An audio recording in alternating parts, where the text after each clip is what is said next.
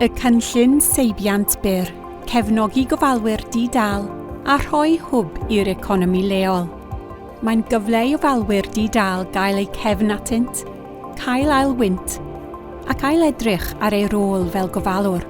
Mae'r cyllid wedi chwistrellu cymorth hanfodol i economïau lleol, gan fod o fydd i westai, caffis, cwmnïau bysiau moethus, gweithwyr llawrydd a busnesau bach eraill sy'n darparu profiadau seibiant. Pan fydd gofalwyr yn cael seibiant, mae busnesau lleol hefyd yn ffynnu. We run things like holidays where all parent carers go together. I didn't realise when we first had this grant the amount of impact it would have, and now seeing the ripple effects on local businesses, on our parent carers and the support networks they have, it's grown and developed and shaped by our parent carers, and I'm incredibly proud of that on a day-to-day basis.